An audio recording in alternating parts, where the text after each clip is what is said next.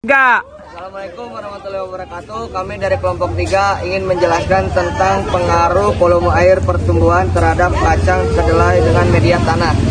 Perkenalkan, nama saya Alfauzi Andri. Perkenalkan, nama saya Restu Azikri. Nama saya Nela Jaya Rahayu. Saya Jeli Putri Pratama. Saya Kayla Aulia. Saya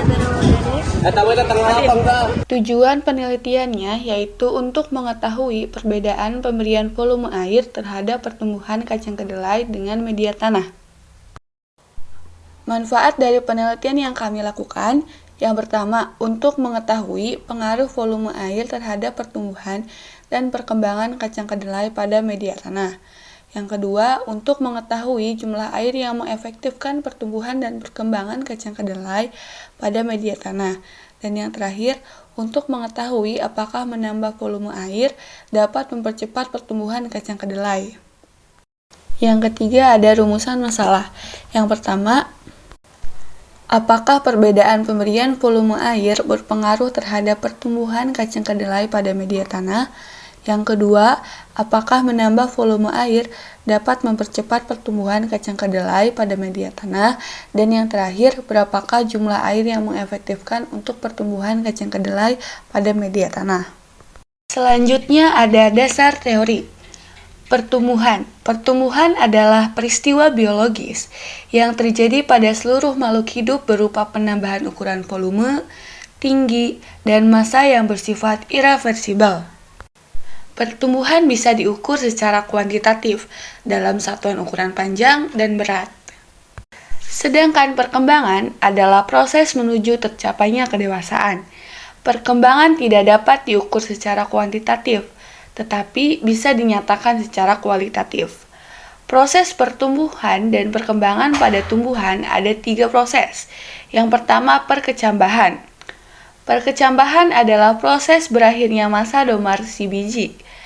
Hasil proses perkecambahan berupa tumbuh dan berkembangnya plumula menjadi batang dan daun, serta berkembangnya radikula menjadi akar. Proses perkecambahan dipengaruhi oleh beberapa faktor, yaitu air, oksigen, suhu, dan cahaya. Yang kedua ada pertumbuhan primer. Setelah berkembang, selanjutnya akan membentuk akar, batang, dan daun. Pada bagian ujung akar dan ujung batang, terdapat jaringan yang sel-selnya aktif secara mitosis yang disebut dengan meristem primer. Yang ketiga ada pertumbuhan sekunder. Pertumbuhan sekunder merupakan hasil aktivitas dari jaringan meristem sekunder, yaitu kambium pembuluh dan kambium gabus. Pengaruh air terhadap tumbuhan. Tanpa air, tumbuhan tidak akan tumbuh karena air merupakan senyawa utama yang sangat dibutuhkan tumbuhan.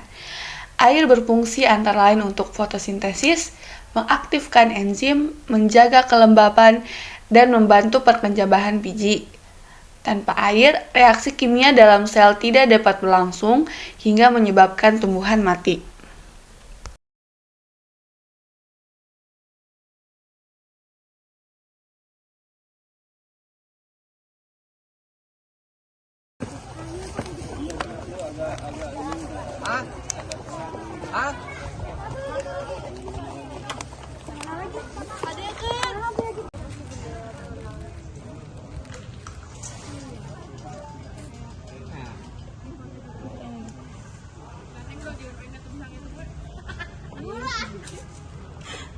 Diminta bolongin ke Pak Domo sekalian.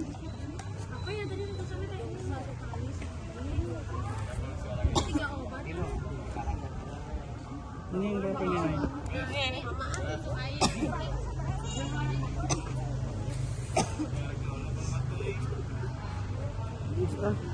Balik lulus sekolah langsung buka praktek kacang kedelai. Udah. Butuhnya sekarang tungguin. Apa? Butuhnya sekarang tungguin di sana biar nggak pulang balik. Kasihan harus bapaknya yang pergi ke sini mah. Kita. Lihat.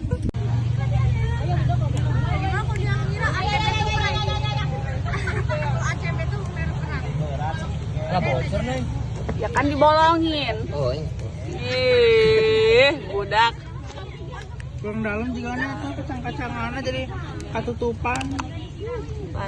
Sini yang dikit. Nih dikit juga. Iya itu dikit-dikit di sini. Ajang kacang, atuh ajang, angel kacang-kacang asup.